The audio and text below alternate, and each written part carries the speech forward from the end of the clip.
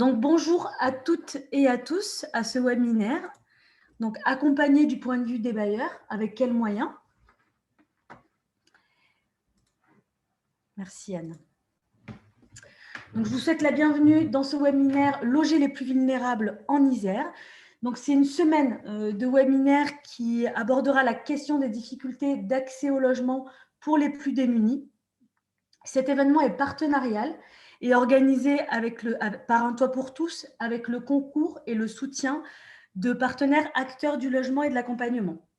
Apsis, l'association des bailleurs sociaux de l'Isère, dont nous avons la chance d'accueillir aujourd'hui Patricia Dudonné, la Fondation Abbé Pierre, la Fédération des acteurs de la solidarité, dont nous avons le plaisir aussi d'accueillir en tant qu'animateur Francis Sylvent, la FAPIL, Fédération des acteurs par l'insertion et par le logement, dont nous avons le plaisir d'accueillir la déléguée régionale Marine Polycarpe aujourd'hui, et le groupement des possibles. Nous avons aussi de nombreuses associations iséroises qui se sont mobilisées pour faire en sorte que ces webinaires puissent se dérouler. L'ensemble de ces webinaires est gratuit et ouvert au public sur inscription depuis le site d'Un Toit pour tous. Donc, on a souhaité articuler cet événement sur 4 thèmes. Mieux connaître les besoins sociaux pour agir. Donc, avec 2 conférences qui se sont tenues lundi sur les oubliés des politiques sociales et les impacts de la crise sur les plus précaires et les mal logés. Les replays sont d'ores et déjà disponibles via le site d'Un Toit pour tous et sur YouTube. On aura également des cahiers sur les chiffres clés pour mieux comprendre les enjeux autour de l'accès au logement des plus vulnérables, ainsi que 5 cahiers qui sont relatifs aux impacts de la crise sur l'approfondissement du mal logement, qui seront disponibles sur le site d'Un Toit pour tous. Le deuxième thème qu'on a souhaité aborder, le logement social permet-il de loger les plus vulnérables? Sur ce thème, les invités ont débattu sur les enjeux de la production de logements sociaux hier. C'était un webinaire très instructif et de qualité que je vous invite à aller visionner en replay. Vous pourrez également retrouver le lien sur le site d'Un Toit pour tous. Et un autre temps d'échange sera consacré à un retour d'expérience d'élus jeudi 10 décembre à 14 h. Le troisième thème concerne l'accompagnement social lié au logement. Pour loger les plus vulnérables, il y a besoin parfois d'accompagnement en parallèle. Donc, pour aborder cette question, une conférence sur les grands enjeux de l'action sociale a eu lieu mardi. Je vous invite également à aller visionner le replay que vous pourrez trouver sur le site d'Un Toit pour tous. Et donc, le webinaire d'aujourd'hui qui permettra de mieux comprendre comment les bailleurs appréhendent plus concrètement cette question de l'accompagnement. Et enfin, demain, un dernier webinaire se tiendra sur 2 expériences grenobloises, un chez soi d'abord et Totem, qui aide des personnes vivant à la rue à accéder directement à un logement. Enfin, le dernier thème, attribution des logements. Comment s'organise-t-on en Isère pour répondre aux besoins? Sur cette question, on aura une conférence qui débattra des grands enjeux cet après-midi, donc à 16h15. Et le lendemain, on aura un focus sur la location active. Je vous rappelle quelques règles du jeu avant de commencer et je passe la parole à notre animateur Francis Sylvent. Donc, comme l'a dit Anne, mais certaines personnes sont arrivées entre-temps, donc je rappelle les règles du jeu. Éteignez bien votre micro. Actuellement, tous les micros sont éteints. Utilisez le module Q&R pour poser vos questions plutôt que le chat. Cela en facilite le traitement et la prise en compte pour ensuite échanger avec les différents intervenants. Si vous voulez vous exprimer, n'hésitez pas à lever la main. Vous avez un petit bouton qui vous permet de lever la main. À ce moment-là, nous, on vous ouvrira le micro pour que vous puissiez vous exprimer en direct lors des temps d'échange qui sont prévus à cet effet.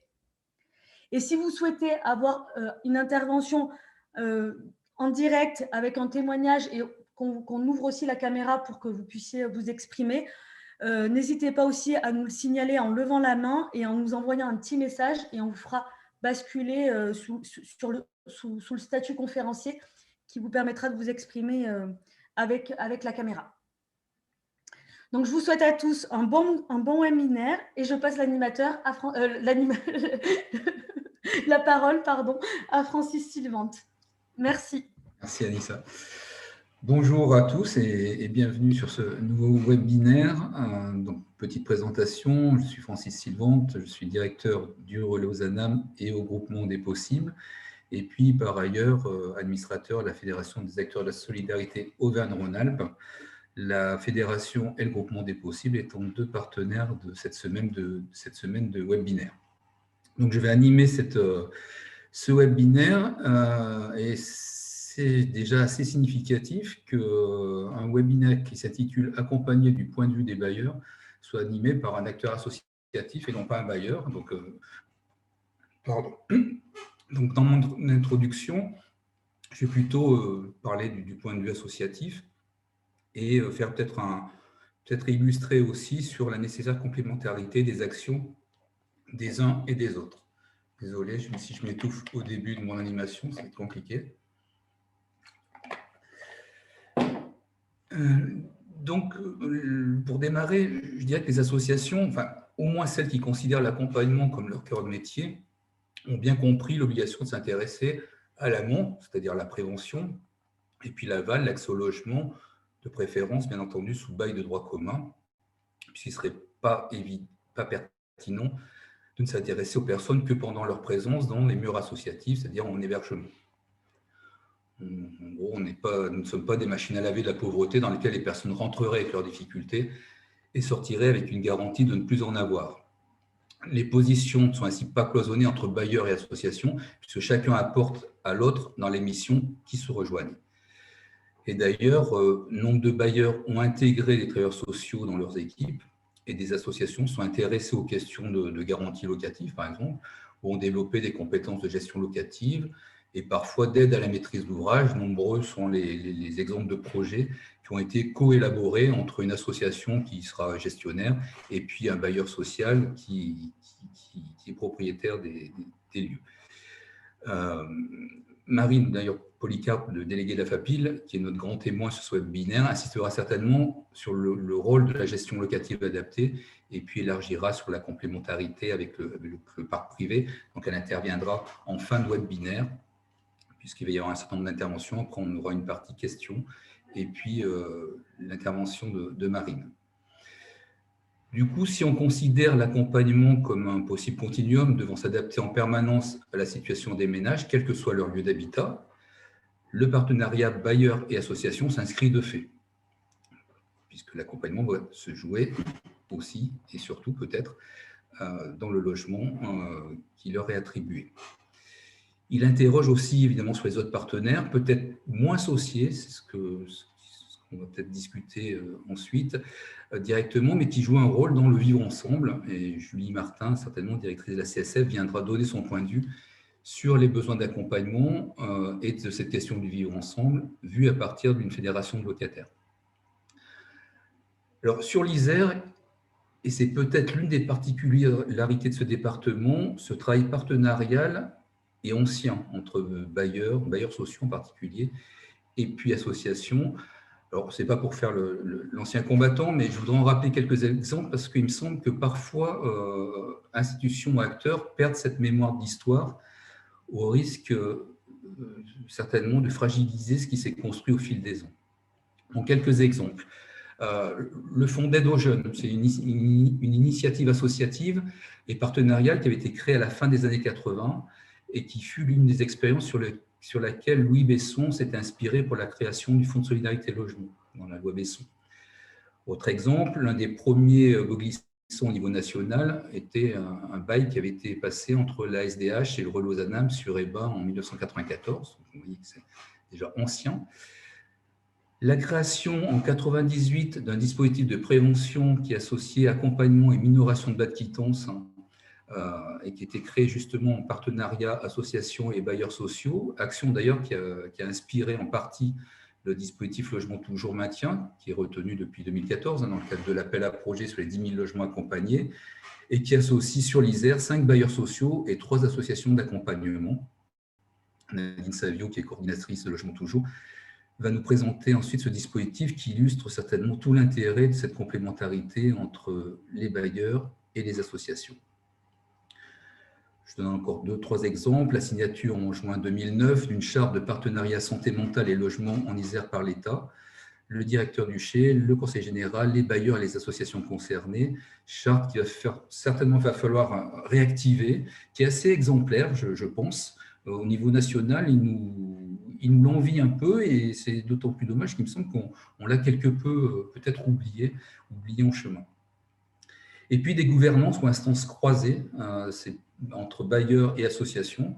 Alors, l'association que je connais bien, l'Eurel Lausanne, a par exemple 4 bailleurs dans son conseil d'administration, une administratrice du Relais Lausanne qui était dans la commission d'Actis, et puis le président de notre groupement qui est un ancien directeur d'un bailleur que connaît bien Patricia Dudonné.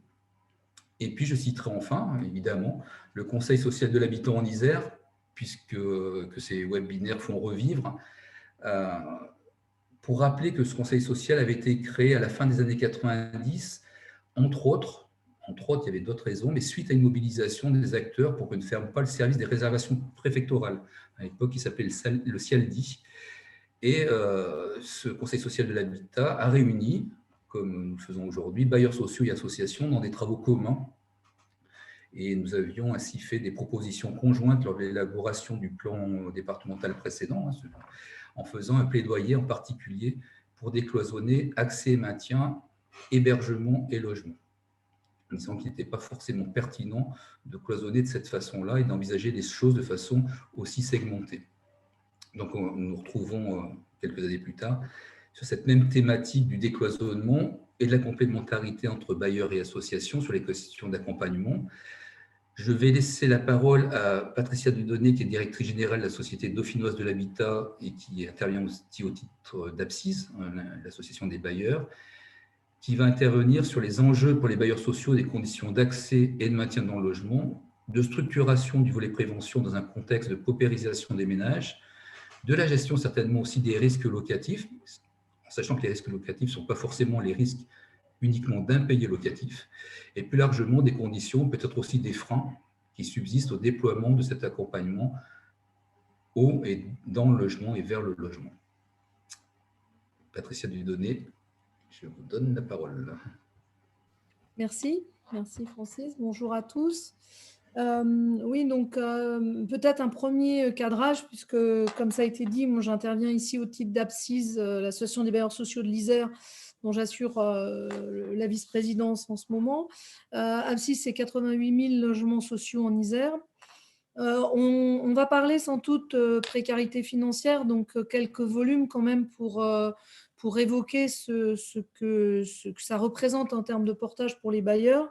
Aujourd'hui, pour les bailleurs d'APSIS, il y a environ 20 millions d'euros d'impayés qui sont portés par les bailleurs, avec une augmentation sensible due à la crise récente de plus de 11% entre septembre 2019 et septembre 2020. Ce qui est intéressant de voir aussi, et ça fera le lien, à mon avis, sur la question de l'enjeu d'accès par rapport à l'enjeu de maintien, sur lequel je reviendrai un peu plus loin, c'est que une grosse partie de ces impayés, certains sont créés par les nouveaux arrivants, puisqu'on va voir juste en dessous qu'on constate une paupérisation des ménages qui ont accès au logement social. Pour autant, on a un effet sur des dettes existantes dans cet impayé qui ne cesse d'enfler. Et que quand quelqu'un est finalement dans une spirale de ce type-là, c'est très compliqué, très complexe de l'en faire sortir. Et le risque majeur, c'est justement de porter atteinte au maintien dans le logement. Donc ça, c'est vraiment d'avoir bien ça en tête. Ensuite, il y a la question de la paupérisation des ménages. On a 23% des ménages locataires qui sont en dessous de 20% des plafonds HLM en Isère.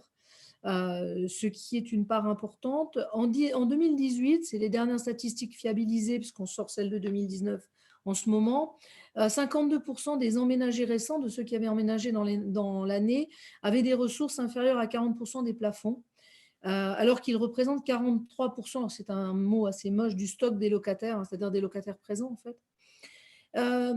Après, les deux éléments statistiques suivants, je ne vais pas vous abreuver de chiffres, après j'arrête, c'est juste pour démontrer qu'il faut qu'on sorte des représentations, et les uns et les autres.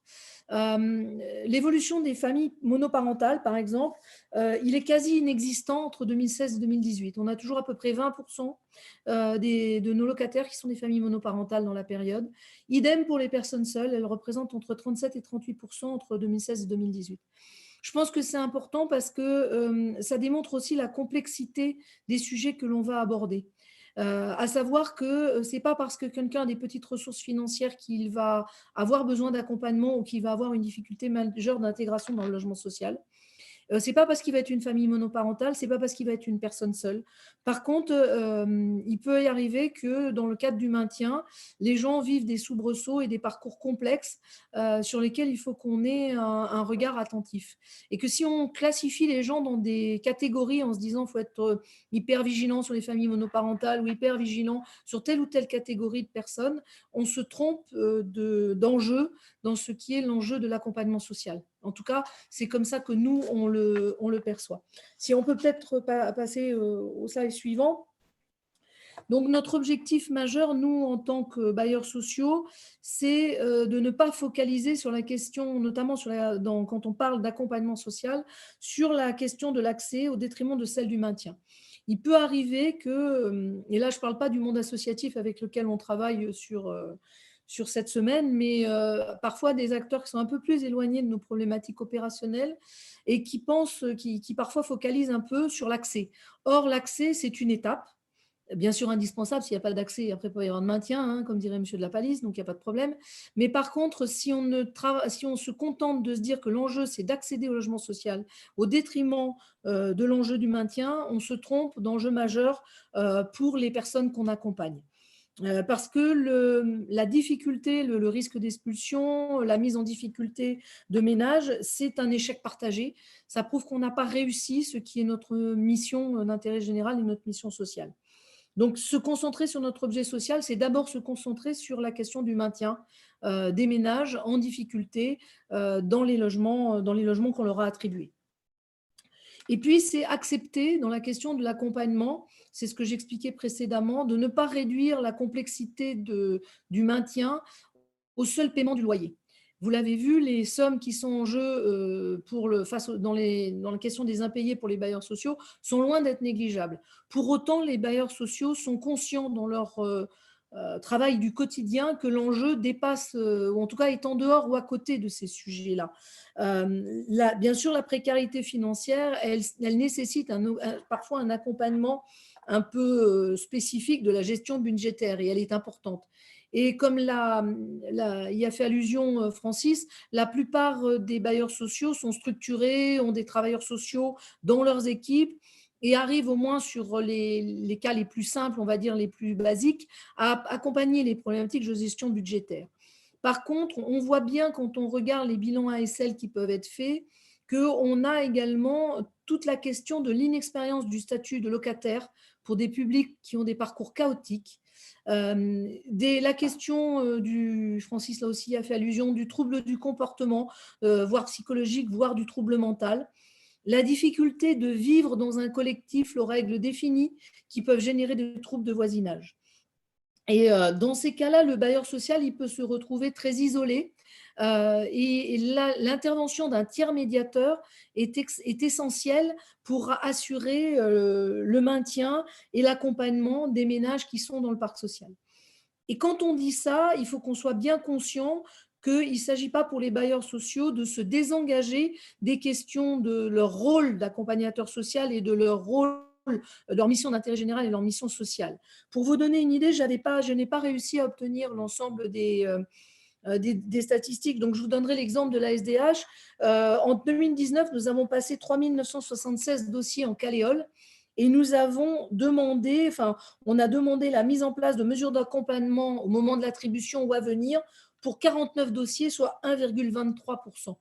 Donc, la plupart du temps, dans la grande majorité des personnes qui intègrent nos parcs et notre patrimoine, les travailleurs sociaux en interne, les équipes de proximité peuvent faire un accompagnement qui est largement suffisant. Par contre, il y a des cas où on a vraiment besoin, et j'ai évoqué juste avant ces cas-là, d'un accompagnement plus spécifique par un tiers médiateur, par un partenariat plus élargi, par la mise autour de la table d'un certain nombre de personnes en responsabilité. Et que ce soit pour le locataire ou le futur locataire ou le locataire entrant, il faut faire très attention à ce que l'accompagnement ne soit pas envisagé comme une punition ou comme un manque de confiance de la part du bailleur. Et pour ça, on a besoin de tous porter un discours cohérent par rapport à la question de l'accompagnement. C'est quelque chose qui est important, notamment parce que le bailleur, il est à la fois en charge du bien-être de la personne accompagnée, et donc c'est pour ça parfois qu'il va chercher de l'accompagnement, mais il est aussi le garant du bien vivre ensemble du collectif. Et à ce titre-là, on est aussi susceptible parfois de rechercher, de solliciter des accompagnements, y compris, et là je pense par exemple à des dispositifs qui sont mis en œuvre depuis plus récemment, sur lesquels on a un peu moins de recul, de type logement d'abord. Si on est demandeur d'un accompagnement en amont, ce n'est pas parce qu'on veut stigmatiser les publics qui pourraient bénéficier de ce type d'attribution, c'est parce qu'on veut réussir et on veut que l'intégration et le bien vivre ensemble fonctionnent. Et donc, on a besoin de cet accompagnement spécifique qui certes est rassurant pour le risque d'impayé, mais n'est en aucun cas essentiel. Le maintien et la prévention, le maintien dans les lieux des personnes par la prévention des troubles de voisinage est un enjeu essentiel pour les bailleurs sociaux, et on a vraiment la nécessité de travailler de façon partenariale et élargie. Je sais que j'insiste beaucoup là-dessus, mais je pense que c'est vraiment un élément essentiel, y compris parce que parfois, le locataire en difficulté n'a pas envie d'être en dialogue avec l'institution. Et donc, il faut lui trouver un autre biais, un autre conduit, un autre canal pour pouvoir exprimer ses difficultés. On n'est pas toujours, nous, bailleurs, les mieux placés pour réaliser l'accompagnement, même si on a parfois des collaborateurs qui ont tout à fait les compétences de le faire.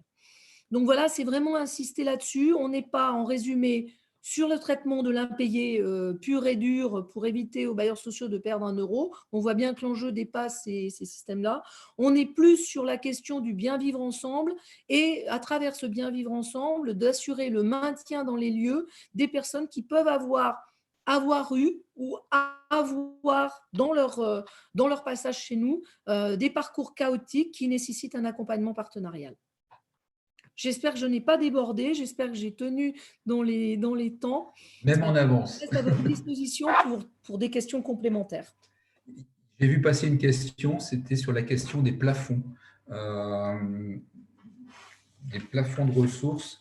Qu'est-ce qu'un plafond de ressources, en fait? C'était sur le chiffre 52% des aménagés récents, en dessous de 40% des plafonds. Du coup, c'est… Alors, c'est vrai que c'est un peu compliqué, mais… Selon la taille des ménages, les plafonds de ressources ne sont pas les mêmes. Ce qu'on peut dire, c'est qu'en dessous de 20% des plafonds de ressources, on est souvent en dessous du seuil de pauvreté.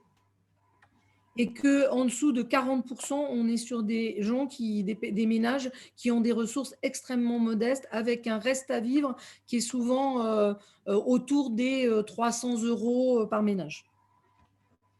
Pour donner un peu des volumes. J'ai vu que j'ai utilisé le terme Caléol, qui, j'ai vu dans les questions. C'est la commission d'attribution de logement, qui avant s'appelait CAL, qui dans le cadre de la loi Elan est devenue Caléol, puisque maintenant nous devons à échéance nous réinterroger sur l'occupation des logements. Donc le OL qui a été rajouté, c'est et l'occupation des logements. Ce n'est pas seulement l'attribution, mais à échéance, nous devons regarder comment est occupé régulièrement notre parc et interroger notre commission d'attribution sur l'occupation du parc, notamment pour repérer des gens qui auraient des logements inadaptés, soit par la taille, soit par rapport à ceux qui ont eu par exemple une attribution liée à un handicap, et le handicap n'existerait plus, ne serait plus à l'intérieur du logement. On nous demande, la loi Elan, de nous réinterroger sur ces situations-là. Voilà. Donc le terme CAL, commission d'attribution de logement, est devenu CALEOL suite à la loi Elan. Excusez-moi pour le jargonnage. Non, merci des précisions.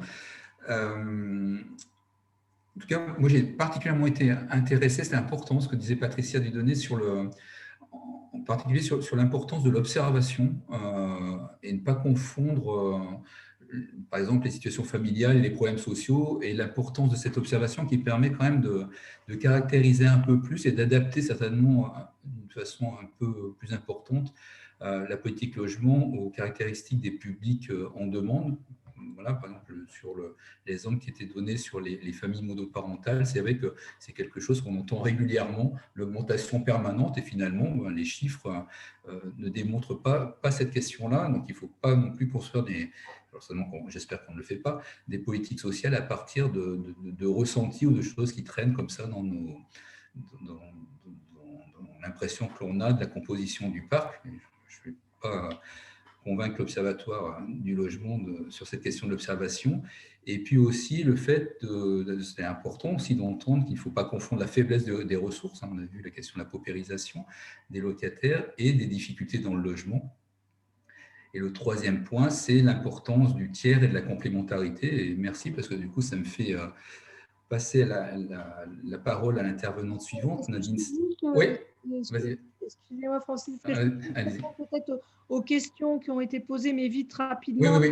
Non, c'est mieux de fonctionner comme ça. Voilà, après, il pourra y avoir un débat, mais juste là-dessus, il y a une question qui est de dire, est-ce que l'attribution d'un logement, elle est rendue, elle est liée à l'accompagnement? Alors, bien heureusement, vous avez vu, 3 976 dossiers qui passent, 49 sur lesquels on a des mesures d'accompagnement. Heureusement qu'on n'arrête pas d'attribuer quand on n'a pas de mesures d'accompagnement, soit parce qu'on n'en a pas besoin, soit parce que parfois on n'en a pas et qu'on n'arrive pas à en obtenir des mesures, parce que ces mesures, évidemment, elles ont un coût et que c'est compliqué. Après, il y a la question de qui peut accompagner les habitants autres que les bailleurs. Je pense que ça, dans les interventions à venir, ça va être précisé, et il y a tout un tissu partenarial qui nous permet, nous, d'avoir ces tiers accompagnants et ces tiers médiateurs. Et puis, je ne comprends pas tout à fait la question de qui correspond à la commission d'attribution des logements pilotés par les bailleurs. Juste pour dire que la composition de ce qui est donc devenu les Caléoles, elle est prévue par la loi. Autour de la table, il y a les représentants des réservataires, dont notamment l'État, les communes, ou leurs représentants, le bailleur pas seulement et normalement pas les techniciens, mais des administrateurs du bailleur, donc pas des gens qui sont en lien direct avec les demandeurs.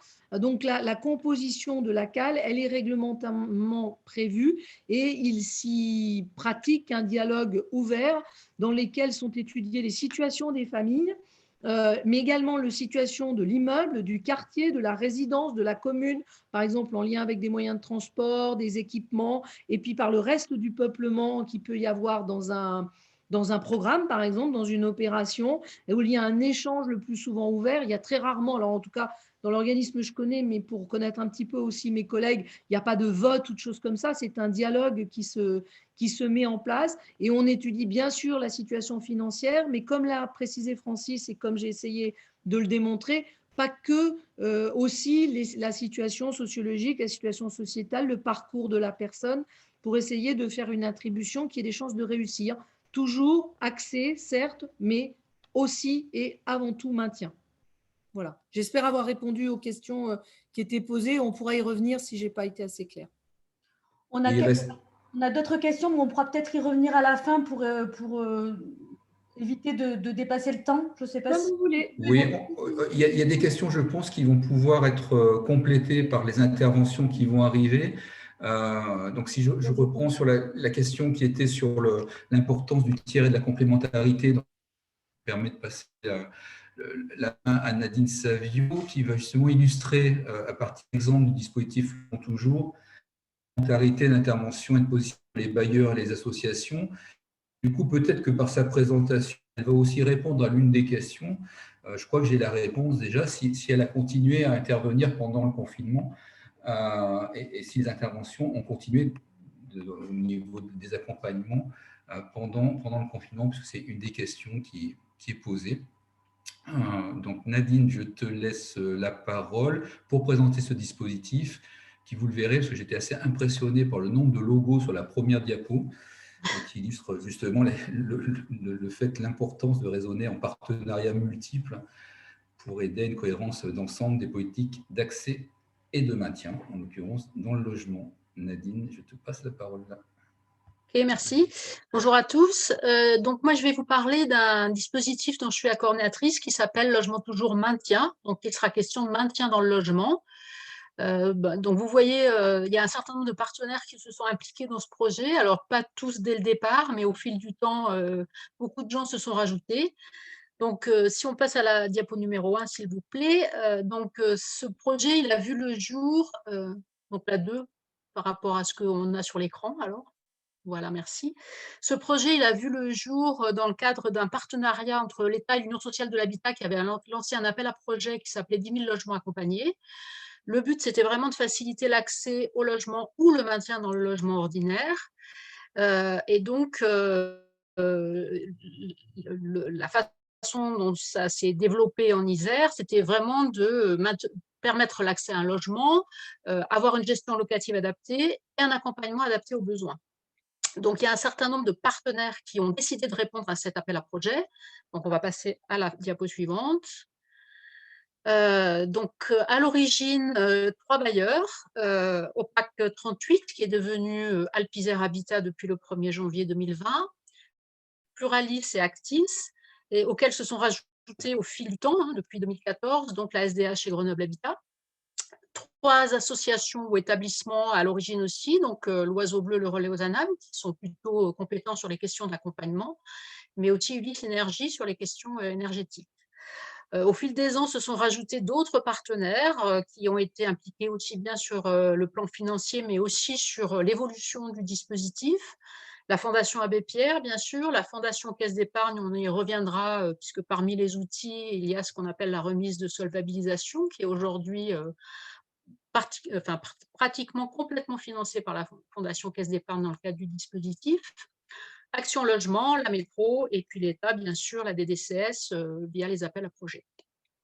Donc, c'est vraiment une démarche décloisonnée qui réunit à la fois des acteurs du logement social, de l'hébergement, de l'accompagnement et de l'insertion par l'activité économique, chacun mettant à disposition ses compétences, ses spécificités pour parvenir au maintien dans le logement de ménages en difficulté et notamment en impayés de loyer. Donc, c'est vraiment une réponse dont l'objectif est la prévention de l'expulsion, clairement. Ça, c'est vraiment c'est quelque chose qui s'est affirmé au fil du développement du dispositif. Au départ, il y avait un petit volet accès, mais qui a été assez rapidement, au bout de 2-3 ans, abandonné. C'est vraiment le maintien qui a pris le pas dans ce dispositif, le maintien dans le logement. Le but étant de faire que les personnes puissent rester dans leur logement ou puissent accéder à un logement qui soit plus adapté à leur situation si le logement n'est plus adapté, et éviter le recours éventuellement à l'hébergement qui peut déstabiliser complètement une vie familiale. Donc, on passe à la diapo numéro 3. Voilà. Donc, quel est le public concerné par ce dispositif ? Alors, ce sont des locataires des bailleurs sociaux, parce que ça ne concerne pas le logement privé, ça ne concerne que les bailleurs sociaux, parce que ce sont eux les partenaires du dispositif, qui sont en situation d'impayé de loyer.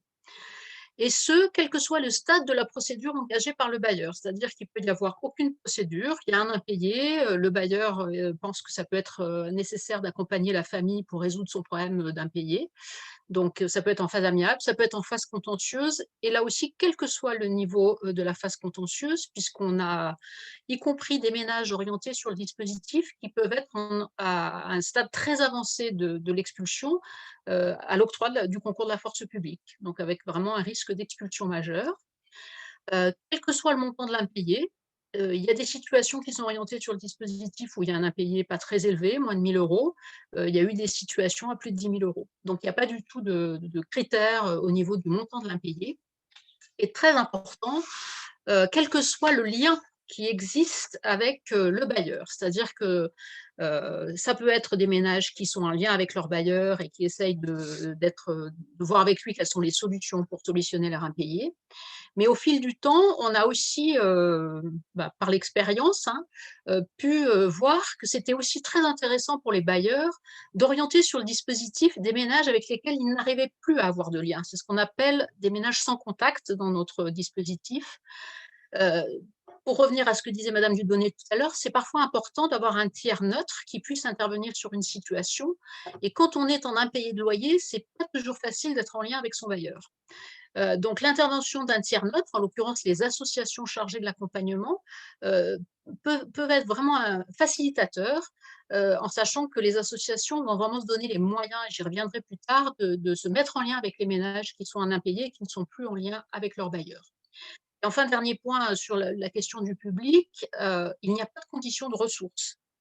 Je reviendrai là aussi sur cette question, c'est très important, notamment parce qu'il y a un certain nombre de ménages locataires qui sont orientés sur le dispositif, pour lesquels on a dans le diagnostic le fait que, ayant des ressources, ce sont des ménages qui peuvent travailler ou des retraités, parce qu'on a aussi un certain nombre de ménages retraités orientés sur le dispositif, ils ont un niveau de ressources qui, bien que loin d'être très élevé, ne leur permet pas forcément d'accéder à un suivi social classique tel qu'il peut être proposé dans le droit commun. Voilà. Donc ça, c'est pour le public. Si on passe à la diapo suivante. Donc, comment intervient le dispositif Logement Toujours Maintien? Il a plusieurs outils à sa disposition. Donc, évidemment, l'accompagnement social qui est mis en œuvre par les associations en vue d'un maintien dans le logement, si celui-ci est adapté et si on peut stabiliser la situation financière, ou bien pour une mutation pour les locataires qui sont donc en impayé. Donc, ça peut être un accompagnement social simple qui a une durée initiale de 6 mois, qui peut être renouvelé et qui peut être renouvelé plusieurs fois. Ça peut aller enfin, il y a pas mal de situations pour lesquelles l'accompagnement social peut aller jusqu'à 18 mois. Il y a la possibilité aussi d'utiliser l'outil dont parlait tout à l'heure Francis, qui s'appelle le bail glissant, pour des locataires en procédure d'expulsion avancée. C'est quelque chose qui est utilisé avec parcimonie, parce que c'est un gros investissement et pour les associations, mais aussi pour le bailleur, puisque le bailleur, dans le cadre d'un bail glissant, s'il accepte de reloger un ménage qui est en gros au bout de la procédure d'expulsion et qui va être expulsé si on n'utilise pas cet outil, pour le bailleur, c'est aussi un risque financier puisqu'il en assume tous les risques financiers. Donc, l'ensemble de ces mesures, c'est à peu près 80 mesures depuis 2 ans, 80 mesures sur une année complète pour l'ensemble des bailleurs qui sont partenaires du dispositif. Et enfin, le dernier outil qui est à la disposition dans le cadre de Logement Toujours Maintien, c'est ce qu'on appelle dans le dispositif la remise de solvabilisation sur le loyer, pour permettre de stabiliser un impayé dans la perspective du travail budgétaire ou dans l'attente d'une mutation. Donc, c'est une remise qui peut aller jusqu'à 200 € par mois pour 6 mois maximum. À titre très exceptionnel, la commission peut toujours étudier une nouvelle demande, mais ça arrive quand même assez rarement. Et ça peut être aussi une aide financière pour le traitement de l'impayé de loyer, c'est-à-dire pour boucler par exemple un dossier de traitement de dette, une intervention sollicitée auprès du FSL, des caisses de retraite, etc. Il manque encore un petit peu pour boucler complètement le traitement de la dette. Logement Toujours peut intervenir sur cet aspect-là. Et c'est cet aspect remise de solvabilisation et aide financière pour le traitement de l'impayé est pratiquement intégralement financé aujourd'hui depuis 2 ans par la Fondation Caisse d'Épargne, qui auparavant avait un dispositif qui s'appelait le dispositif prévention des impayés Caisse d'Épargne, qui ne s'appliquait qu'à l'agglomération grenobloise et avec certains bailleurs, et qui s'est fondu depuis 2 ans avec Logement Toujours Maintien, et qui est venu donc abonder avec ces fonds à hauteur de 25 000 € quand même, pour permettre le développement de cet outil dans le cadre de Logement Toujours Maintien. On peut passer à la diapo suivante. Donc, les instances de gouvernance et d'organisation de Logement Toujours Maintien, il y a bien sûr une commission d'examen des demandes. Je vous expliquerai ensuite comment elles arrivent jusqu'en commission. Donc ça, c'est vraiment une instance opérationnelle où sont présents les bailleurs, bien sûr, les représentants des bailleurs, les représentants des associations qui assurent l'accompagnement social, la DDCS, qui est donc le financeur État, et à laquelle participent aussi les travailleurs sociaux des bailleurs qui ont orienté les situations sur le dispositif. Oui, Francis, merci, je sais qu'il me reste peu de temps. Mais aussi les travailleurs sociaux qui assurent l'accompagnement pour les situations qui les concernent. Il y a un comité technique qui réunit régulièrement, à peu près 3 fois par an, pour permettre au dispositif d'évoluer, de s'adapter aux besoins, aux réalités, etc. Et puis un comité de pilotage, qui est surtout un comité des financeurs, qui fait le bilan de l'année écoulée et qui valide aussi les aspects financiers du dispositif. On peut passer à la diapo suivante. Donc, ça me semblait intéressant de vous développer un petit peu les spécificités de ce dispositif. La première, et je pense qu'elle est assez originale, c'est qu'en fait, l'orientation des ménages sur le dispositif se fait uniquement via les bailleurs sociaux partenaires, par le biais de leurs travailleurs sociaux en interne, c'est-à-dire les conseillères ESF. Donc ça, c'est vraiment une porte d'entrée qui est très originale. Bon, après, c'est vrai que c'est le bailleur aussi à la main sur qui il oriente ou pas sur le dispositif, mais en tout cas, c'est le bailleur qui va proposer qu'un ménage bénéficie d'un accompagnement ou d'une remise de solvabilisation d'une aide financière dans le cadre du dispositif. C'est un dispositif qui est à l'échelle départementale. Donc ça, c'est important aussi, notamment parce qu'on s'est aperçu que grâce à ce dispositif, nombre de ménages qui habitent des endroits parfois fort éloignés des services de droit commun peuvent bénéficier d'un accompagnement puisque en fait, l'accompagnement se fait à domicile. Donc, c'est dans ce sens-là où on dit que c'est un dispositif qui pour les personnes qui n'entrent pas forcément dans les autres dispositifs de droit commun. Ça peut être un éloignement géographique des services de droit commun. Ça peut être le fait que les ménages ne souhaitent pas aller vers le droit commun parce qu'à un moment donné, il y a eu une difficulté. Ça peut être aussi parce que le droit commun, notamment le service social de secteur, estime que les personnes ont suffisamment de ressources pour s'en sortir et ne relèvent pas d'un accompagnement social de type service social de secteur. On a régulièrement ce type de diagnostic dans les situations. L'autre spécificité, c'est la notion d'aller vers. Alors, je sais qu'elle est très à la mode, qu'elle est très, en ce moment, dans le travail social, on parle beaucoup de l'aller vers. Là, vraiment, la démarche ne se limite pas à inviter les personnes à se saisir d'un service ou d'un accompagnement. Il y a un vrai travail pendant 2 mois, et notamment pour les situations sans contact. Les associations te donnent vraiment les moyens d'aller chercher les personnes, de leur expliquer ce qui peut leur être proposé, en quoi pour elles ça pourrait être intéressant de bénéficier de cet accompagnement. Donc, il y a des sollicitations téléphoniques, il y a des courriers, il y a des visites à domicile. Et on se rend compte en fait que cette aller vers fonctionne plutôt pas mal, y compris pour les ménages qui, à l'origine, étaient sans contact avec leur bailleur. Ça ne fonctionne pas tout le temps, mais globalement, ça fonctionne assez bien. Un partenariat bailleur-association qui est effectivement vecteur d'un décloisonnement entre les cultures professionnelles. C'est d'ailleurs ce qui est ressorti de l'évaluation qui a été faite. On a eu déjà 2 évaluations sur le dispositif. La dernière était celle financée par la Fondation Abbé Pierre. Elle a fait ressortir en fait vraiment cette façon qu'ont aujourd'hui les bailleurs et les associations de mieux se comprendre, de mieux travailler ensemble parce que chacun comprend mieux quels peuvent être les enjeux et le point de vue de l'autre. Donc ça, c'est vraiment très, très intéressant. Une dynamique interbailleur, évidemment, puisqu'il y a plusieurs bailleurs concernés et que selon les années, les bailleurs ne sont pas forcément toujours les mêmes. Alors, il y a des bailleurs historiquement impliqués dans le dispositif comme Pluralis et Alpizère Habitat, mais Actis, Grenoble Habitat, SDH se sont rajoutés, parfois s'enlèvent, vont revenir. Enfin voilà, donc ça c'est très intéressant et on espère encore pouvoir élargir les bailleurs dans le cadre du nouvel appel à projet qui va sortir fin décembre, début janvier, là, dans le cadre du FNAVDL. Et puis un dispositif qui s'articule autour des chantiers du PALDI, notamment le chantier 4, provoquer un renversement de situation au regard de l'expulsion, et le chantier 8, minorer le bas de quittance. On est en plein dedans. Juste, je voulais, pour vous illustrer un tout petit peu ce que ça veut dire, je voulais passer à la diapo suivante, donc vous donner quelques éléments chiffrés. Sur l'année 2019, le rapport d'activité 2020 n'est pas encore fait et sera quand même un peu particulier compte tenu de la situation sanitaire, même si, donc pour répondre à une des questions, l'accompagnement a continué pendant la période de confinement. Les orientations sur le dispositif ont continué, pas au même rythme évidemment, mais ça s'est fait. Et du coup, les travailleurs sociaux ont expliqué comment ils ont aussi trouvé de nouvelles formes de liens avec les ménages, des rendez-vous à l'extérieur devant chez eux, des WhatsApp, des échanges en visio pour ceux qui le pouvaient. Enfin voilà, c'était très intéressant. Ça a été aussi une façon de travailler différemment, même si ça n'a pas toujours été confortable. Sur 2019, vous voyez, il y a à peu près 51 nouveaux ménages qui ont été orientés sur le dispositif. tous ne donneront, enfin, tous ces ménages orientés ne vont pas forcément aboutir à un accompagnement ou une aide, hein. Il y a des ménages qui ne vont refuser en fait l'accompagnement. Donc sur l'année, il y a 51 ménages qui ont été accompagnés. Le montant des dettes en début d'accompagnement, donc vous voyez qu'il y a des dettes, la majorité des dettes est entre 1 000 et 5 000 €, ce qui est déjà confortable. Il y a quand même des dettes à plus de 5 000 €. On n'a plus de dettes à plus de 10 000 € là, depuis 2019.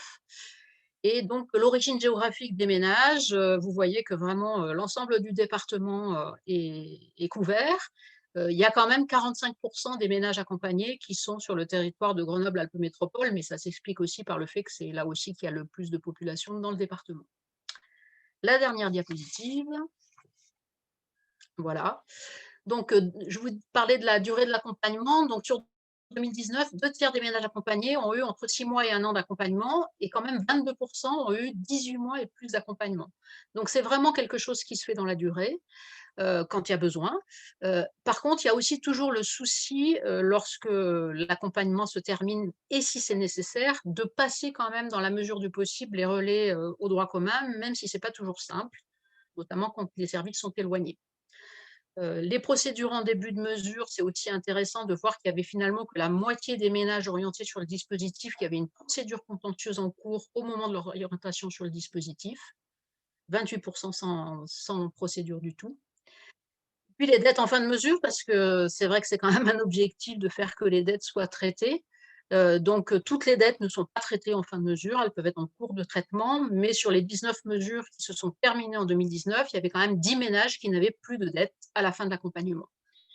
Donc ce dispositif, ce qui a été un petit peu compliqué jusqu'à présent, c'est qu'il a fallu chaque année répondre à un appel à projet pour pouvoir le poursuivre. En termes de financement, c'est pas très confortable. C'est surtout pas très confortable pour les personnes, les travailleurs sociaux qui accompagnent ou les travailleurs sociaux ou pour les bailleurs qui souhaitent orienter des ménages. Il y a un nouveau appel à projet dans le cadre du FNAVDL avec de nouveaux critères dont on espère qu'il pérennisera enfin de manière un petit peu plus confortable le financement de ce dispositif qui, je pense, a fait ses preuves. Il a fait l'objet de 2 évaluations qui l'ont montré. Donc voilà, on compte beaucoup sur l'année 2021 pour pérenniser ce dispositif. J'espère que je n'ai pas trop Merci. débordé et je peux répondre aux questions. Un petit peu, mais ce n'est pas grave parce que tu as présenté de manière très claire, je trouve, ce dispositif. Nous avons une question sur le lien qu'il y aurait avec la CAPEX. Est-ce que tu peux, comme c'est une question très précise, je propose que là, tu puisses y répondre là. Et puis, Oui. Alors, pour l'instant, le lien avec la CAPEX, c'est surtout les bailleurs qui le font. Peut-être dire ce qu'est la CAPEX rapidement. Oui, alors s'il y a un bailleur qui peut m'aider, parce que je ne connais pas précisément le sigle, c'est la commission de prévention des expulsions qui est en fait organisée par l'État hein, pour essayer de voir quelles sont les mesures à mettre en œuvre pour éviter une expulsion, hein, ça c'est le but. Donc, en ce qui concerne le dispositif logement toujours, pour l'instant, c'est vraiment les bailleurs qui sont le lien, puisqu'ils siègent à la CAPEX, qu'ils orientent les dossiers sur la CAPEX, qui sont le lien avec cette commission. Merci. Je propose pour retrouver le bon timing de passer là directement à Julie Martin, qui est directrice de l'une des fédérations de locataires, mais elle le dira, je crois qu'elle intervient au titre de l'ensemble des fédérations, puisqu'elle est responsable à la CSF, et qui va certainement intervenir sur les enjeux, les conditions de vivre ensemble, on a un petit peu parlé, et puis peut-être l'évitement de la stigmatisation des ménages les plus en précarité, et ça permettra peut-être, je ne sais pas, de répondre à l'une des questions qu'il y avait sur la dimension collective de l'intervention auprès des locataires. Julie, si tu veux bien intervenir, je te laisse la parole. Merci, bonjour à tous. C'est vrai que je suis donc la directrice de la Confédération syndicale des familles, mais je parle un peu au nom des 3 fédérations CNL et CLCV avec qui nous sommes partenaires. Alors, je veux bien voir ma diapo, s'il te plaît, Anne. Voilà, donc globalement, déjà, je voulais simplement rebondir sur ce qui a été notamment amené par Patricia Dudonné, qui est tout à fait vrai et qu'on constate, nous, au quotidien, qui est cette fragilisation des habitants du parc social et les difficultés que ça peut créer en termes de vivre ensemble sur les immeubles, en tout cas, nous, qu'on peut constater. Donc, d'abord, l'idée, c'était de dire qu'effectivement, globalement, pour les fédérations de locataires, donc nous, on est un des acteurs qui peut, en effet, en partenariat avec les bailleurs, accompagner les ménages sur un certain nombre d'aspects, y compris le maintien dans le logement.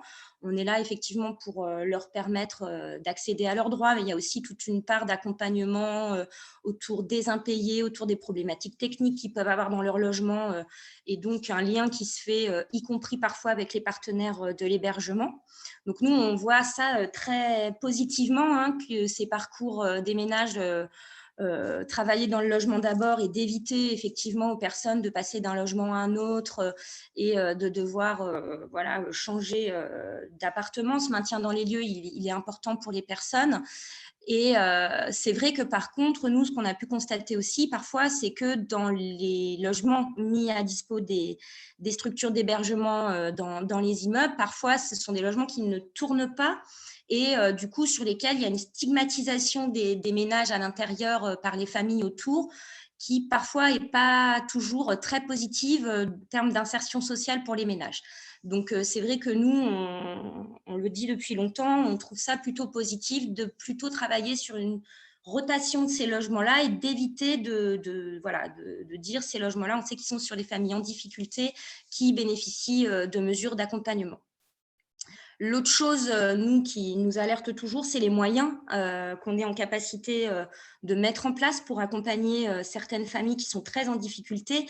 Et je ne vais pas forcément, parce qu'on l'a bien dit, et Patricia Dudonné aussi, on a bien parlé de cette importance du réseau partenarial autour de ces familles. Mais en tout cas, voilà, on sait que sur certaines situations, il y a des moyens qui sont vraiment importants à mettre en place et qui parfois ont du mal à se combiner quand même.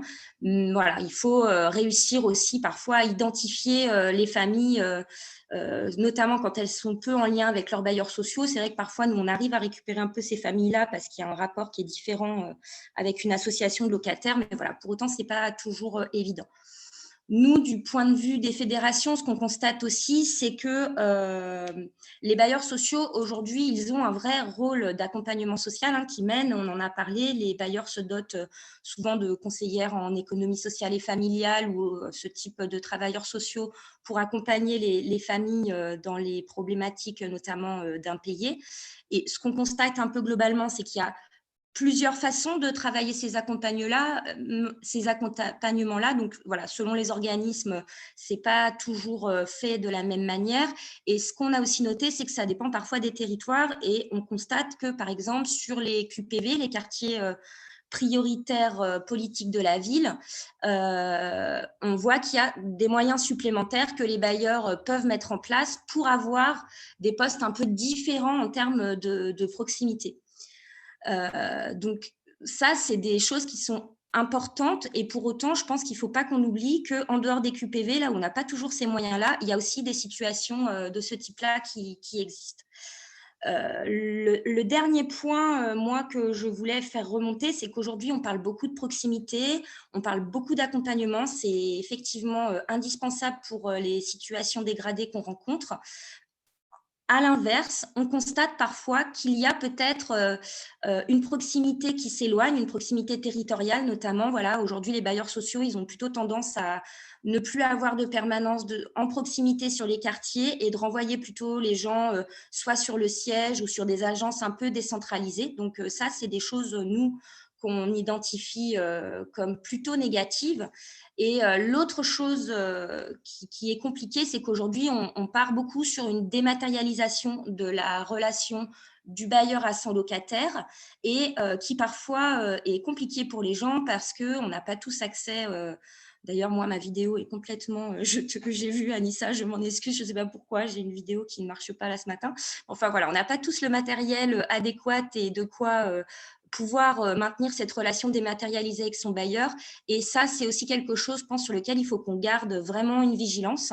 On a tendance aussi à ne plus avoir tant que ça ce qu'on appelle les gardiens d'immeubles. Il y a plein de termes à ça chez les différents bailleurs. Voilà, ce sont typiquement des personnels de proximité, des agents que les locataires connaissent, qu'ils peuvent solliciter de manière beaucoup plus simple qu'à par Internet, par le téléphone ou en allant jusqu'à l'agence du bailleur. Donc, je pense qu'il y a aussi ça autour de l'accompagnement des locataires. C'est bien à rester vigilant et voilà. D'un côté, c'est bien de développer les outils numériques et de l'autre, il ne faut pas qu'il y ait que ça. Il y a encore beaucoup de publics qui ne maîtrisent pas du tout ces liens-là qu'ils peuvent mettre en place avec leur bailleur et sur lesquels je pense qu'il faut être très vigilant.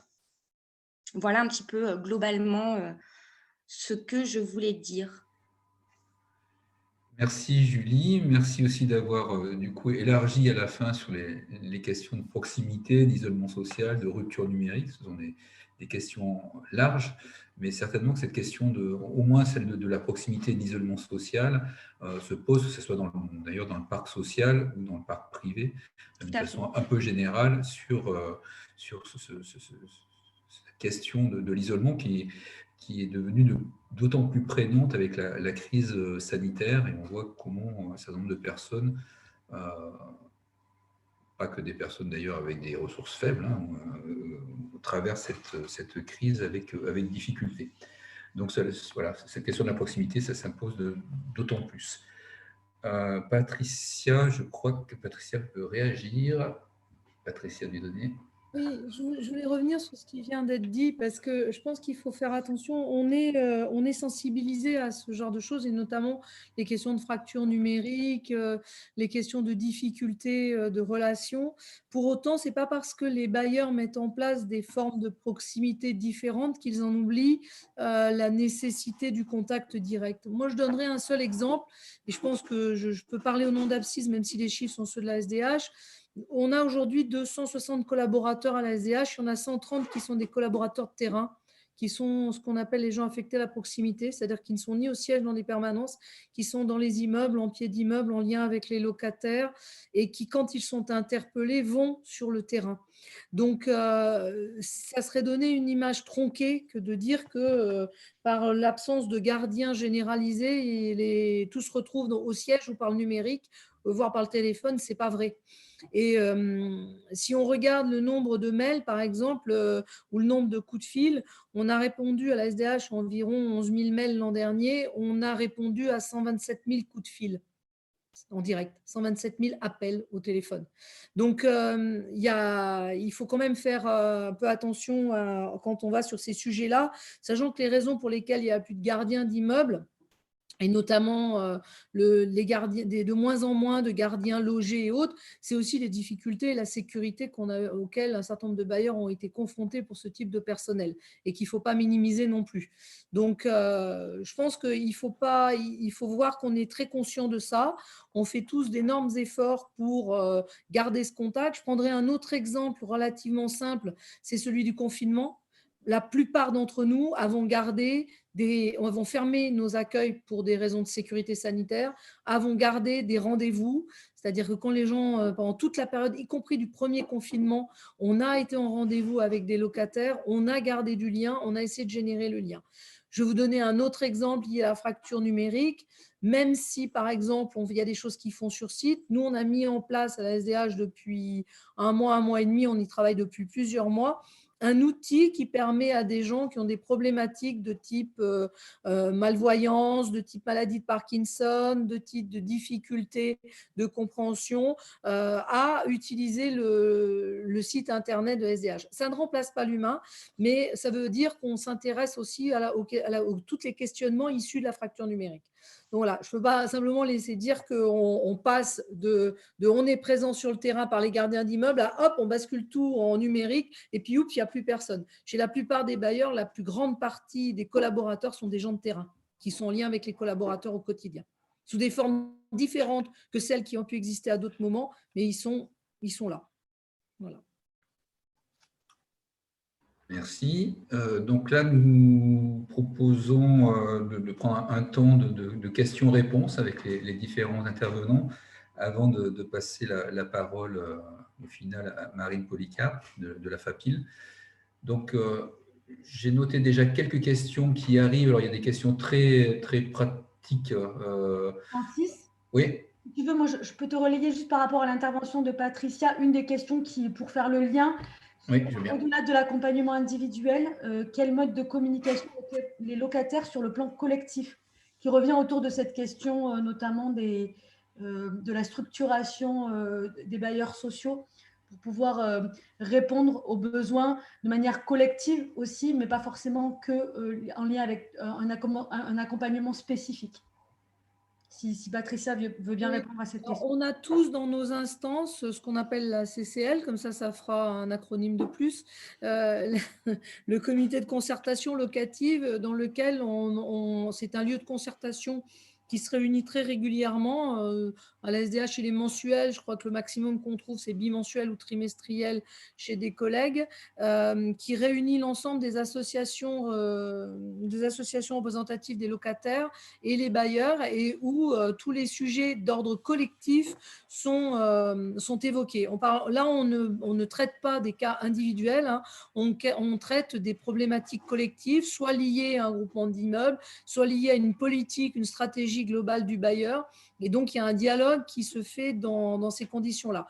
Ça, je dirais, c'est l'aspect comitologie, un peu qu'on a tous dans nos structures.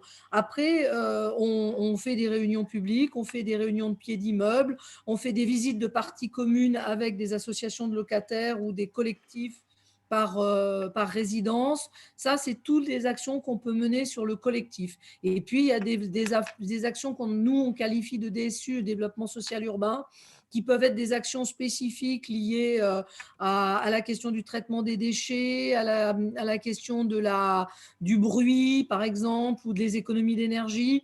On a un camping-car aménagé qui s'appelle le SDH Mobile, qui fait le tour des pieds d'immeubles pour préparer les projets de réhabilitation, pour écouter les locataires, ou qui peut venir, par exemple, quand on a une dégradation des troubles de voisinage récurrents, qui peut venir en pied d'immeuble pour essayer de retrouver un dialogue. Et là, on parle bien de collectif. Ça, ce sont les mesures collectives. Je ne rentre pas dans les mesures individuelles, mais ça, c'est tout ce qu'on peut mettre en place les uns et les autres en matière collective. Je ne sais pas si ça répond, je pense. Oui, merci. Nous avons deux questions sur le lien entre l'accès au logement et l'accompagnement, c'est-à-dire deux questions en gros qui demandent est-ce qu'il y a des critères d'accompagnement pour pouvoir accéder au logement. Question d'ailleurs qui peut renvoyer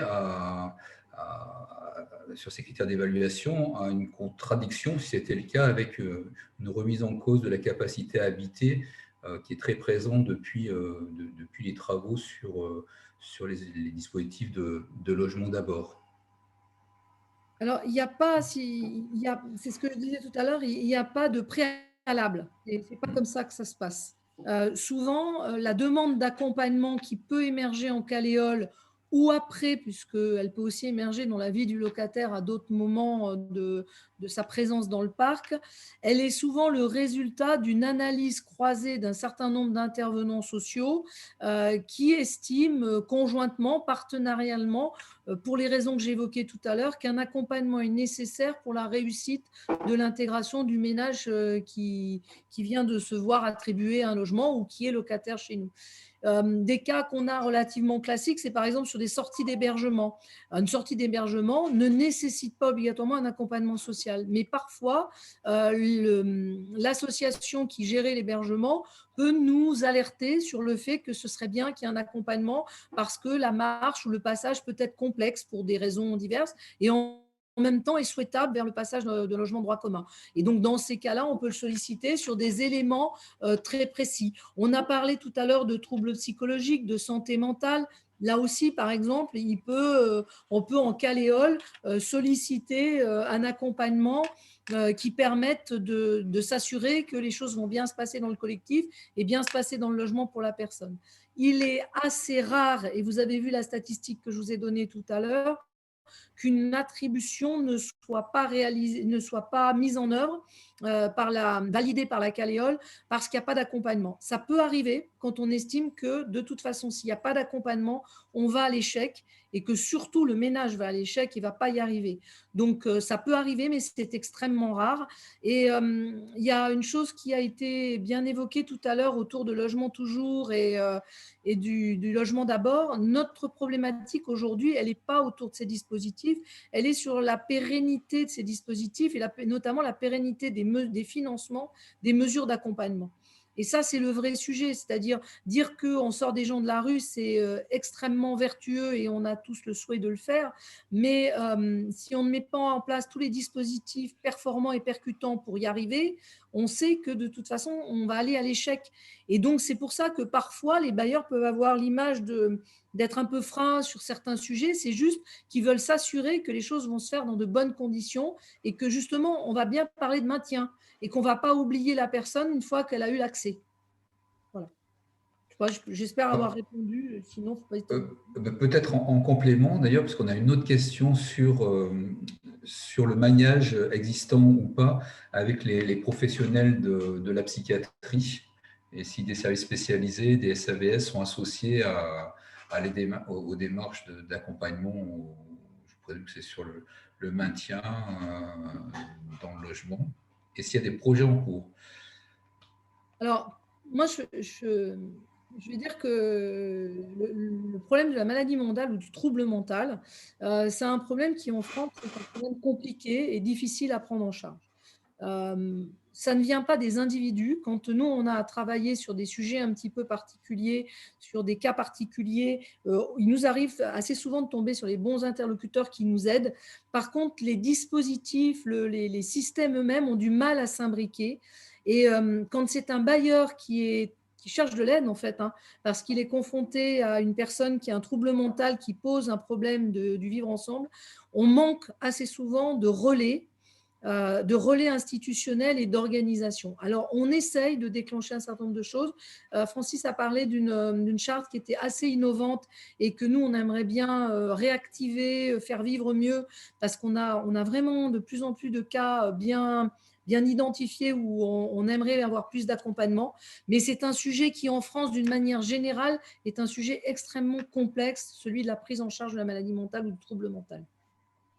Parce que souvent, c'est internement, sortie du logement ou alors rien. On a du mal à avoir l'accompagnement spécifique lié à la maladie mentale dans le logement, c'est-à-dire maintenir la personne tout en lui trouvant un accompagnement adapté. Et quelquefois, les travailleurs sociaux sont eux-mêmes un peu démunis parce que l'accompagnement dans le cadre d'un trouble mental, ce n'est pas tout à fait la même chose qu'un accompagnement social classique. C'est vrai qu'il serait intéressant que dans le cadre des travaux du futur plan, on se repenche sur cette question de la charte santé mentale qui a peu été utilisée, mais lorsqu'elle a été utilisée, elle a été bien utilisée sur des situations, enfin, en tout cas, je vois sur les services d'accompagnement, chaque fois que ça a été utilisé, il y a eu une pertinence pour les personnes qui ont été accompagnées dans ce cadre-là. Sur les liens ensuite, pour essayer de répondre aussi à la question sur les liens entre SAVS et autres services spécialisés, je ne sais pas trop. Je sais dans des structures un peu particulières comme les résidences accueil, qui sont des structures logement de type des pensions de famille, mais pour des personnes avec des difficultés de santé mentale, où là, il y a obligatoirement une contractualisation avec des SAVS ou le centre hospitalier. Par contre, sur les logements, disons, classiques, il n'y a pas ce type de partenariat qui est institutionnalisé, en tout cas, me semble-t-il. Une question aussi sur les personnes à mobilité réduite et dans quelle mesure les bailleurs peuvent proposer des solutions adaptées. Alors, tous les bailleurs ont dans leur patrimoine ce qu'on appelle des PMR, des logements pour les personnes à mobilité réduite. La problématique qui se présente souvent, là où nous, on a une difficulté, on parlera, il y a les questions des personnes âgées, puis il y a la question vraiment du handicap ou de la mobilité réduite liée au handicap. C'est que souvent, le handicap porte en lui-même une spécificité et un besoin d'aménagement particulier. Or, le temps du logement est un temps long. Et quand on commence un programme, par exemple, il faut compter 18 mois avant qu'il soit livré. Et quelquefois, quand on est en lien avec certaines associations à l'origine, le cas ou le besoin qu'on avait identifié, c'est plus le même 18 mois plus tard, et le produit qu'on livre, le produit logement, eh ben, il est plus adapté au nouvel usager au nouveau locataire qui est susceptible de rentrer dedans. Donc, c'est une vraie difficulté sur l'aménagement du produit logement, de la coque, j'ai envie de dire. Mais par contre, on a tous dans notre patrimoine ce qu'on appelle des logements PMR. Et la grosse difficulté qu'on a, c'est de réussir à mettre en lien l'offre du moment avec le besoin du moment. Et donc, quelquefois, il arrive que des logements PMR soient attribués, parce qu'ils sont libres, à des personnes qui n'ont pas de sujet de mobilité réduite. Et 15 jours plus tard, on va être sollicité par une association sur un besoin extrêmement spécifique et on n'aura plus de logements disponibles. Alors, ce qu'il faut savoir, c'est que les bailleurs sociaux, dans la mesure du possible, quand ils sont confrontés à une problématique d'attribution sur une personne avec un handicap, je répète, dans la mesure du possible, parce qu'on est souvent trahi par la technique, ils peuvent mettre en œuvre des adaptations sur du logement existant. Donc ça arrive, des élargissements de portes, des modifications de salles de bain, des modifications de prises, de la domotique, retravailler des seuils pour aller vers l'extérieur. Ça, on arrive à peu près à le faire quand ça reste dans ce qui est gérable techniquement. Donc ça, c'est des choses qu'on fait. Mais là aussi, on ne parle pas d'accompagnement au quotidien, on parle bien de mise à disposition du produit logement qu'on peut adapter pour ces personnes-là. Dans les missions des bailleurs sociaux, il n'y a pas la mission d'accompagnement quotidienne et récurrente de personnes qui ont des difficultés d'usage de leur logement. On a des conseillers en économie sociale et familiale qui vont pouvoir être sollicités ponctuellement, essayer de trouver des solutions adaptées dans le volume du logement et essayer d'aller chercher d'autres accompagnements spécifiques. Et c'est là qu'on parle toujours de partenariat. Et là, ce n'est pas de tiers médiateurs, c'est simplement de gens qui ont l'expertise de l'accompagnement au quotidien des personnes qui ont un handicap ou des personnes âgées, par exemple. Et sur les personnes âgées, c'est un peu la même chose. Nous, on a un label Habitat Senior Service, et donc on aménage des logements en neuf ou dans l'existant pour des personnes vieillissantes pour permettre le maintien à domicile, mais ce n'est pas nous qui menons ensuite les actions d'accompagnement social du quotidien pour le maintien à domicile. Nous, dans notre rôle de bailleur, on est sur la partie aménagement de la coque logement. Je pense avoir répondu. Merci, oui. Une autre question, mais peut-être que c'est Nadine qui va pouvoir y répondre. Je ne sais pas si c'est directement lié au logement toujours ou plus large. C'est la question du bail glissant. Pour les personnes en situation d'expulsion avancée, il est demandé quel partenaire du coup devient locataire dans ce cadre-là. Est-ce que Nadine, tu peux répondre à cela? Allô, allô Nadine? Oui, j'arrive. Je me reconnecte. Dans le cadre d'un bail glissant, en fait, c'est l'association qui devient locataire en titre du logement et le ménage est sous-locataire. Par contre, le bail glissant, il a une durée définie. En général, c'est 6 mois. Et au bout des 6 mois, un bilan est fait entre le ménage sous-locataire, le bailleur et l'association. Et le but est vraiment que le bail glisse au nom du ménage, évidemment. Et ça, c'est vrai pour tous les baux glissants. Donc, le logement toujours n'a rien inventé. Mais la question du bail glissant, on a peu de temps, puisqu'il ne nous reste plus qu'un quart d'heure pour l'évoquer, mais c'est une dimension qui nous, en tout cas un produit qui nous paraît extrêmement intéressant, mais qui est peu utilisé. Alors, il est utilisé dans le cadre de Logement Toujours, mais il est toujours en question. Il sera d'ailleurs dans les travaux du plan départemental. S'il est peu utilisé, ce n'est pas tellement sur la question de est-ce qu'il est utile ou pas, mais plutôt sur la question de la solvabilisation et qui paye et qui prend le risque. Je pense que c'est finalement pas si compliqué que ça. Alors, il y a des enjeux financiers derrière à répondre à cette question. Mais en tout cas, c'est ce qui bloque le développement des baux glissants depuis de nombreuses années, me semble-t-il. On va peut-être demander à Marine, du coup, avec tous ces éléments, toutes les questions, toutes les réponses, toutes les interventions. Il y a d'autres questions peut-être? Oui, Alissa? Oui, il y a une personne qui voudrait s'exprimer depuis la salle, donc je vais lui permettre. Ah, d'accord, ok. La parole pour qu'elle puisse poser des questions. Vas-y. Allez-y. Donc, Emmanuel Penet, vous pouvez prendre la parole. Vous avez levé la main, donc vous pouvez poser votre question en direct. Oui, merci. Je suis salariée d'une association qui gère entre autres un CHRS, de l'intermédiation locative, et puis aussi un gros pôle asile, c'est la Relève. Sur les dispositifs d'hébergement, d'insertion. Évidemment, les personnes à un moment donné sortent et sont relogées.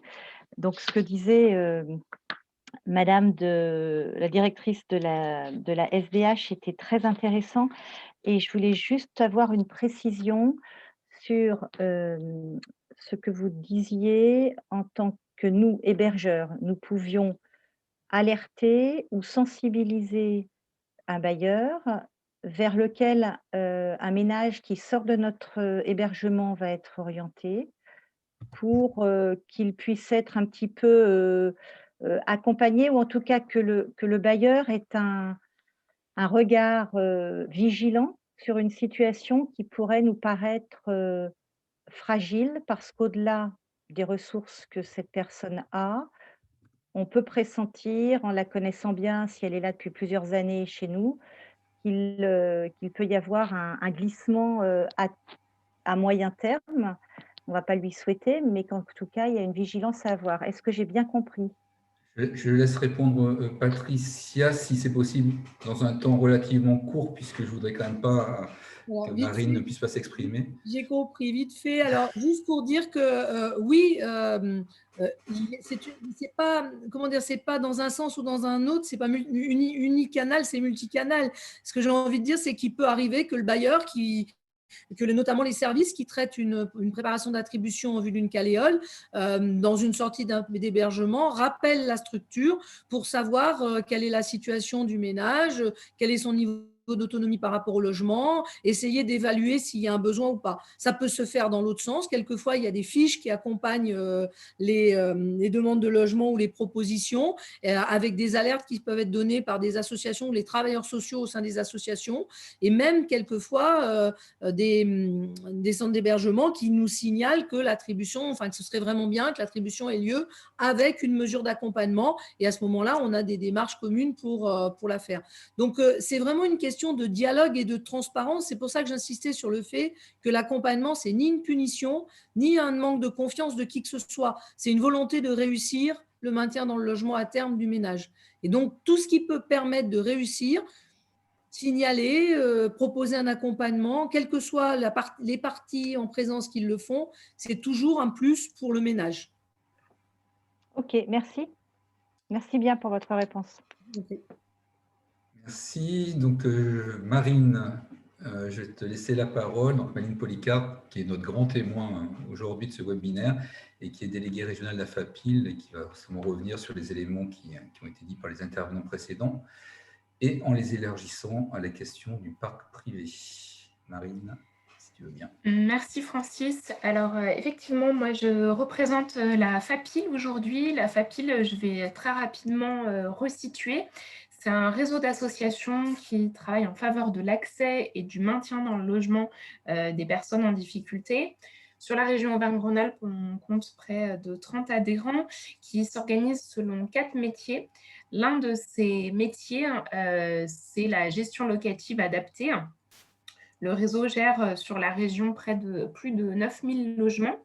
Moi, ce que je vous propose sur ce témoignage cet après-midi, c'est de prendre un petit pas de côté par rapport à ce qui s'est dit et d'aller sur le parc privé, voir un petit peu ce qu'on peut proposer également sur la modalité du mandat de gestion. Alors, la GLA, elle répond à un double objectif. Elle répond en premier objectif aux propriétaires afin de les sécuriser. Elle s'adresse également aux locataires afin de les accompagner et de rendre tenable et durable leur situation en tant que locataire. Donc, c'est assez important ce statut de locataire et de les accompagner sur ce statut. Alors, la spécificité des missions apportées aux propriétaires et aux locataires. Les missions de gestion locative adaptée, elles s'inscrivent dans le cadre de politiques publiques du logement des personnes défavorisées et des dispositifs qui ont été développés en ce sens. On pense notamment aux dispositifs d'intermédiation locative, mais aussi à Visal, par exemple. Le mandat de gestion à vocation sociale, il se caractérise par la gestion de proximité. On la caractérise comme étant une gestion dite attentive et rapprochée qui est apportée aux différentes parties, donc comme je vous le disais, aussi bien aux propriétaires qu'aux locataires. La dimension préventive du traitement des difficultés est incontournable de la gestion locative adaptée, ainsi qu'une démarche pédagogique tant auprès du propriétaire que du locataire. Ce que je vous propose pour mieux continuer à définir ce qu'est la gestion locative adaptée dans le parc privé, ça va être de la distinguer. La distinguer d'une part de ce qu'on peut entendre par de la gestion locative immobilière classique. Donc, elle se différencie puisque la GLA apporte des pratiques différentes et puis il y a une mission sociale qui est conduite auprès des locataires et un appui aux propriétaires. À la distinction également de la gestion locative immobilière classique, pour remplir la mission de GLA, on consacre davantage de ressources humaines et d'outils qu'une gestion locative en agence classique. Je vous propose également, pour mieux comprendre ce qu'est cette GLA, de la distinguer de l'accompagnement social. Donc, on a un petit peu déjà abordé cette question. La GLA, elle vise le rapport du locataire avec son habitat, tandis que l'accompagnement social, il vise l'insertion sociale du ménage dans la société. Ce qu'on considère, c'est vraiment que la GLA, elle va être liée au bail qu'a le ménage dans un logement. Donc, sur la GLA, on va intervenir vraiment dès l'entrée dans le logement. Tout le parcours du logement, on va accompagner le ménage sur les questions qui ont trait au logement, puis à la sortie du logement. C'est vrai que sur l'accompagnement social, on va être moins lié à cette question, enfin on n'est pas lié à cette question de bail. Donc c'est un petit peu différent. Pour autant, si ces deux activités se distinguent, elles sont aussi complémentaires, on l'a un petit peu dit. On constate, nous, dans nos pratiques, que l'échange et la coordination, le partage d'informations entre ces deux métiers est essentiel pour la bonne compréhension des situations. Ce qu'on peut se rendre compte dans la pratique, c'est que des situations plus du tout contact avec leurs accompagnants, peuvent poursuivre le lien avec le gestionnaire qui assure la GLA, ou à l'inverse, dans des situations où on peut avoir des problématiques d'impayés, de dégradation locative ou des problématiques de voisinage, le ménage va perdre contact avec son gestionnaire. Par contre, à l'inverse, il va vraiment pouvoir maintenir le contact avec les personnes en charge de l'accompagnement. Donc, de pouvoir échanger sur la situation, déjà se rassurer sur la situation et échanger sur où on en est, c'est essentiel. Donc, il y a vraiment une coordination et une complémentarité, à notre sens, entre ces deux métiers. Sur le réseau, parfois, ce sont à la fois les porteurs de la GLA qui mettent en œuvre l'accompagnement, mais ce ne sont pas les mêmes services. Parfois, ce sont des actions qui sont partagées, des missions qui sont partagées entre deux structures distinctes. Merci pour le changement de slide. Ce que je vous propose maintenant, c'est de définir un petit peu plus, continuer à définir davantage la GLA, et puis on viendra sur vraiment les activités concernées par la GLA. C'est une mission qui est en permanence destinée à favoriser l'accès et le maintien des ménages dans un logement. Ce sont des actions de proximité qui concernent tout autant le locataire que le propriétaire. Et enfin, cette action de proximité, comme je le disais, elle intervient à plusieurs niveaux de l'activité. Lors de ma mobilisation du logement, c'est essentiel. L'échange avec le propriétaire qui va confier son logement, c'est une mission à part entière de la GLA, de pouvoir présenter les dispositifs mobilisables, les aides mobilisables, présenter la structure, rassurer sur la solidité de la structure et informer aussi sur les publics qui vont pouvoir accéder au ménage. Ça fait partie des missions. la continuité de l'action de la GLA, c'est bien lors de l'attribution et de l'entrée dans les lieux du ménage. C'est l'accompagnement tout au long du bail du locataire et du propriétaire et l'accompagnement au moment du départ du logement. Donc, cette GLA, elle vise à prévenir toute difficulté locative et à proposer aux propriétaires une gestion sécurisée de leur patrimoine. Au niveau des propriétaires, cela se traduit par une approche pédagogique auprès des propriétaires, comme je disais, aussi bien lors de la mobilisation que tout au long de la vie du logement. C'est proposer un appui pour le maintien en état et l'amélioration du logement. En effet, c'est une des garanties que doit mener les organismes qui prennent en mandat des logements, c'est de s'assurer de la décence des logements et d'accompagner au besoin les propriétaires à effectuer des travaux dans le logement. Donc, effectivement, une mission d'appui pour le maintien en état et l'amélioration du logement, et le conseil et l'assistance auprès des propriétaires dans la valorisation de leur patrimoine. Donc, ce que je vais vous proposer, c'est de passer aux missions très pratico-pratiques que concerne la GLA. Au moment de la prise en gestion, je l'ai dit, il y a la vérification de la décence du logement, la présentation de l'association et la formalisation d'une relation contractuelle entre le propriétaire et l'association. C'est essentiel, on s'inscrit vraiment dans le fait de donner mandat à l'association pour qu'elle puisse gérer le logement. Ce qui est aussi important à noter, c'est que dans ce cadre-là, il y a vraiment une délégation des attributions de logement sans droit de regard pour le propriétaire. Lorsque le propriétaire choisit de confier son logement, il accepte que l'attribution du logement relève et est prise en charge par l'organisme et par les circuits d'attribution dans lesquels cet organisme est inscrit. Donc ça, c'est important à expliquer auprès du propriétaire au moment de la prise de contact et avant d'aller sur les modalités d'attribution.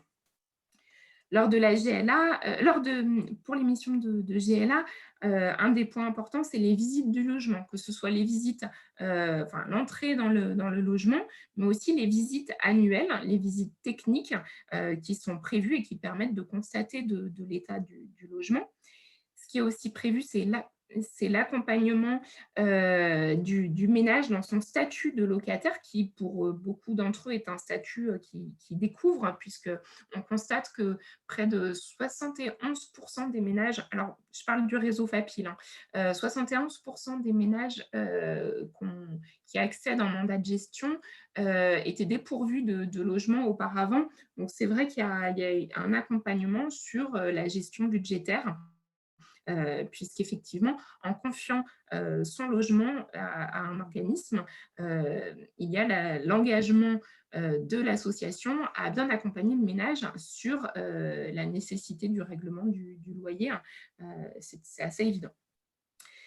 Une des autres missions de la GLA, c'est le soutien à l'entretien des parties communes, l'accompagnement des locataires dans le suivi des sinistres, par exemple les dégâts des eaux, les procédures spécifiques. Je vois qu'il faut se dépêcher, donc je vais accélérer. Les procédures spécifiques de suivi des impayés, notamment les commandements de payer, les plans d'apurement et les mobilisations d'aide qui peuvent intervenir. Je pense notamment, par exemple, au FSL. Un des rôles essentiels de la GLA, ça fait un petit peu écho avec ce qu'on a dit, ce sont le rôle de médiateur dans les problèmes de voisinage, faire le lien avec le voisinage, puisqu'effectivement, le propriétaire a donné mandat à l'organisme, c'est bien à lui de faire ce lien-là entre le locataire et le voisinage en cas de difficulté. Enfin, il y a un enjeu de sécurisation, puisqu'il s'agit bien de rassurer le propriétaire qui a confié son logement. Donc, je conclurai sans doute sur ces éléments-là. Ce qui est important, c'est d'assurer ce service au propriétaire en l'accompagnant à la fois sur tout ce qui relève des déductions fiscales, qui ont été souvent des arguments pour lui permettre de confier son logement.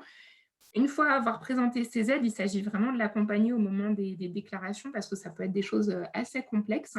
Accompagner le propriétaire pour s'inscrire dans des dispositifs de sécurisation, informer le propriétaire et le conseiller sur les outils existants. Je pense notamment, par exemple, au contrat cadre d'assurance SADA, la garantie visale intermédiation locative, ou s'assurer tout simplement.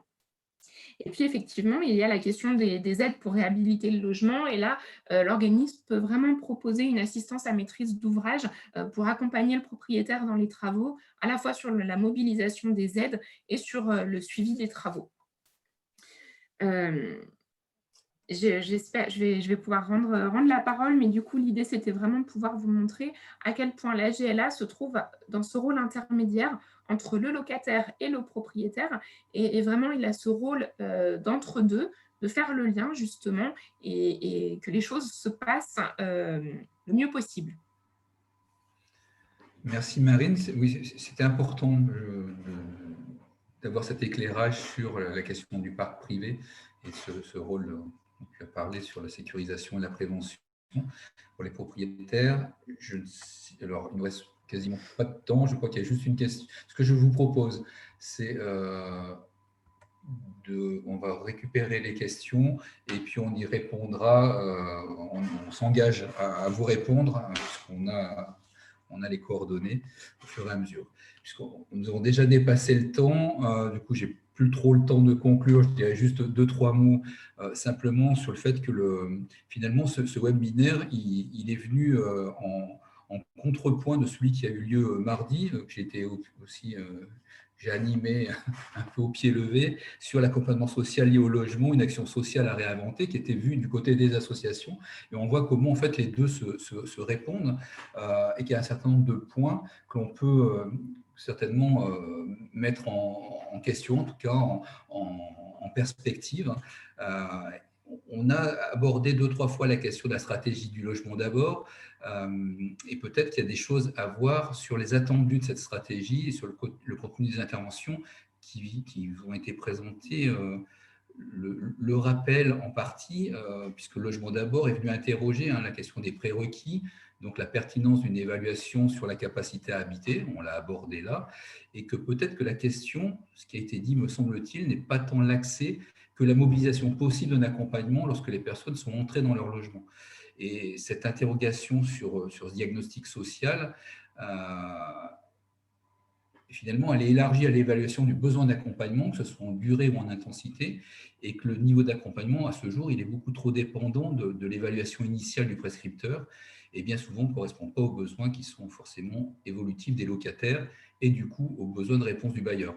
Donc c'est certainement un chantier qu'il va falloir qu'on avance, alors certainement dans le cadre du plan départemental, si on veut que l'accompagnement des ménages s'adapte en permanence aux besoins de ce ménage.